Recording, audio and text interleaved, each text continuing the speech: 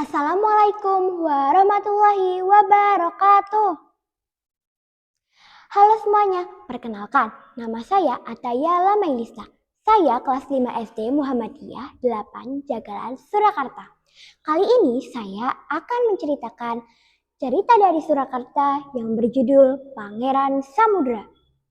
Cerita ini saya ambil dari buku yang berjudul Cerita Rakyat dari Surakarta karangan Mbak Di Sumanto. Dengarkan ceritanya ya.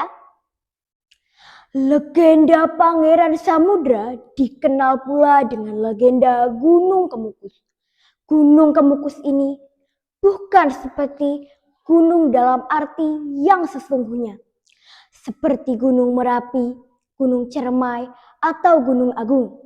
Tetapi lebih merupakan suatu bukit kecil. Gunung Kemukus mempunyai cerita tersendiri. Ada yang mengatakan nama itu diambil dari pohon kemukus. Ada pula yang mengatakan nama itu diambil dari kosakata Jawa yaitu kukus yang berarti asap. Di Gunung Kemukus ada makam yang sering dikunjungi banyak orang. Mereka meminta penunggu makam untuk membakar kemenyan agar permohonan mereka terkabul. Sehingga dari jauh bukit itu senantiasa mengeluarkan asap.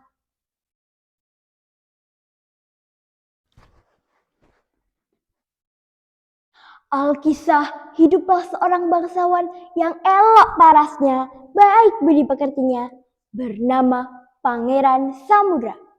Pada waktu itu, kerajaan Majapahit sedang mendekati saat akhir karena banyaknya pemberontakan. Banyak bangsawan yang melarikan diri. Ada yang ke Gunung Tengger, ada pula yang menyeberang ke Pulau Bali. Pangeran Samudra pun bimbang. Apakah aku sebaiknya menyelamatkan diri ataukah tetap tinggal di kerajaan Majapahit tercinta ini? Setelah melewati perenungan dan pembicaraan dengan Raden Patah, akhirnya Pangeran Samudra memutuskan untuk bergabung dengan Raden Patah ke Demak. Ibu tiri Pangeran Samudra yang terkenal cantik dan awet muda yang bernama Dewi Ontrowulan pun mengikutinya. Sedangkan waktu itu kerajaan Majapahit dikuasai oleh Girindrawardhana. Sementara di Demak, Raden Patah beserta rombongan menghimpun kekuatan untuk menyerang Girindrawardhana. Langkah awal yang dilakukan adalah mengumpulkan para bangsawan Majapahit, terutama saudara Pangeran Samudra yang melarikan diri. Kemudian Pangeran Samudra mulai mencari para bangsawan tersebut. Namun pencarian itu sangatlah sulit, hingga Pangeran Samudra mengalami sakit karena lelah yang berkepanjangan. Ia pun meminta para prajuritnya untuk kembali ke Demak dan menceritakan semuanya kepada Raden Patah. Tidak lupa salam hormat kepada Ibunda Ontrowulan. Mendengar kabar tersebut, Dewi Ontrowulan segera menyusul ke tempat Pangeran Samudra. Alangkah redam hatinya tak kala tiba di tempat itu.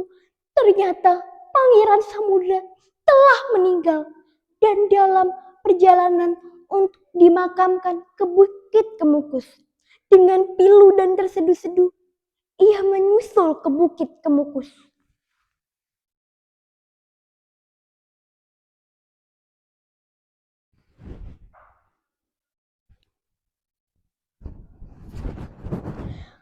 Oh anakku tersayang, begitu cepat kau meninggalkanku. Tunggu aku, anakku.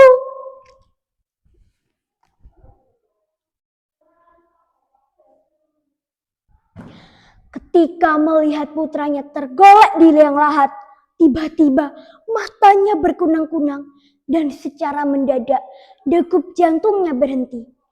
Ia pun jatuh ke dalam liang lahat tersebut. Akhirnya Ontrowulan dikebumikan di liang lahat yang sama. Dari cerita ini kita bisa mengambil pesan moral bahwa dalam mengemban tugas kita hendaklah tidak mengenal lelah walaupun berbagai kesulitan dan hambatan menghadang. Demikianlah cerita Pangeran Samudra. Semoga kita bisa mengambil pelajaran baiknya. Wassalamualaikum warahmatullahi wabarakatuh.